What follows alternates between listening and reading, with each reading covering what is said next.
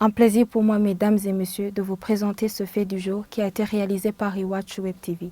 Le ministère en charge de l'Environnement a organisé ce mardi 25 août une réunion avec les importateurs et les fabricants des sachets et des sacs en plastique.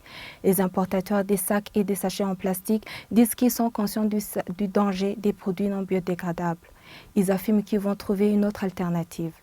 Le ministre de l'Environnement, Deogui Lurema, encourage à vendre des sacs biodégradables comme solution de rechange. Dorine Yungeko et Fabrice Nzohabonayo. Ils sont pour la plupart des importateurs et des fabricants de sacs en plastique.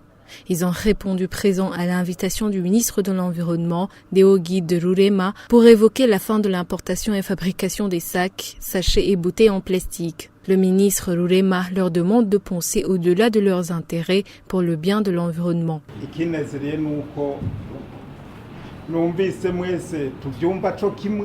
Ce qui me touche, c'est que nous sommes tous conscients, même si vous avez beaucoup d'intérêts. Dites-vous que vous irez au-delà de vos intérêts pour vous projeter dans l'avenir du pays. Vous, les vendeurs de sacs et sachets en plastique, pour collaborer avec ceux qui fabriquent des sacs biodégradables. Investissez dans ces produits de substitution. Vous allez voir que c'est bénéfique.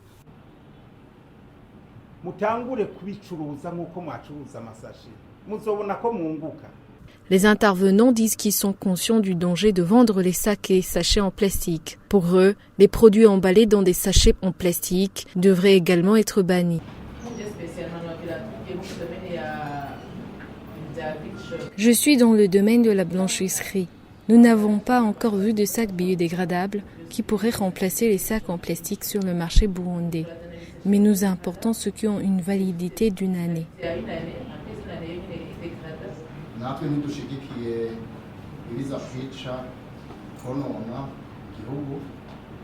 Nous ne soutenons pas la dangerosité des sachets en plastique sur notre territoire. Mais nous voulons demander que le commerce soit dissous progressivement. Que les produits emballés en sac plastique soient d'abord bannis au Burundi.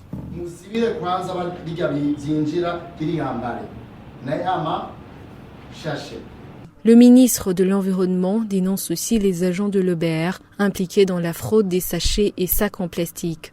Il indique que certains ont été sanctionnés.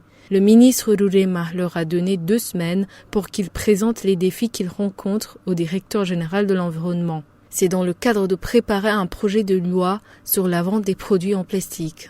Depuis le 22 août 2019, toutes les importations des sacs et des sachets en plastique ont été interdites et les autorisations octroyées aux importateurs ont été annulées, a indiqué le ministre de l'Environnement dans une conférence de presse qu'il a animée ce mardi 25 août. Le ministre a fait savoir que le commerce des sacs et des sachets en plastique continue, même si ce délai a été terminé.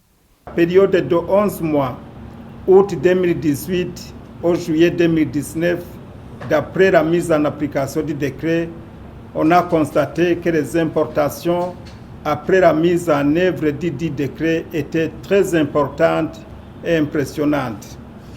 Les sachets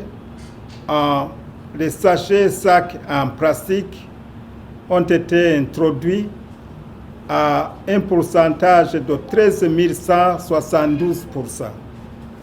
La matière première a été introduite à un pourcentage de 159%.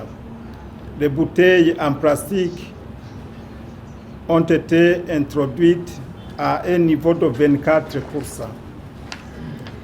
Après des réunions d'échange tenues le 12 août 2019 à l'endroit des importateurs de sacs et sachets en plastique, des importateurs de la matière première ainsi que les importateurs de bouteilles et flacons en plastique, il a été constaté qu'il serait très difficile d'écouler les stocks avant l'expiration du délai de grâce. Or, ce délai de grâce doit être respecté. Pour cela, en ce moment-là, des mesures suivantes ont été prises.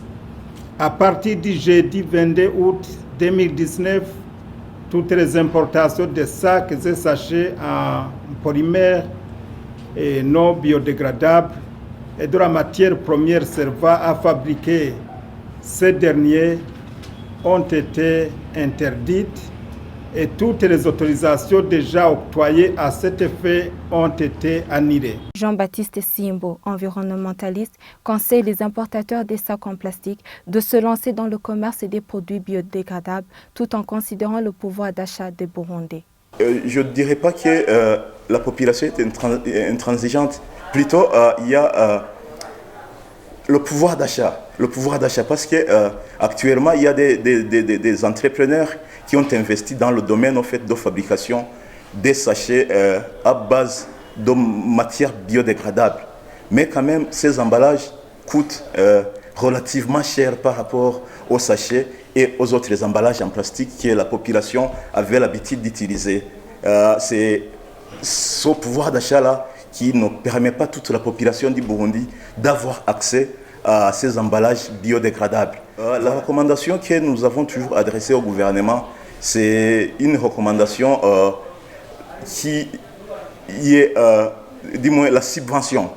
Nous avons lancé cet appel au gouvernement en fait, pour qu'il puisse subventionner les matières premières qui est utilisées en fait, au niveau des sociétés et entreprises qui fabriquent les sachets et les emballages non biodégradables.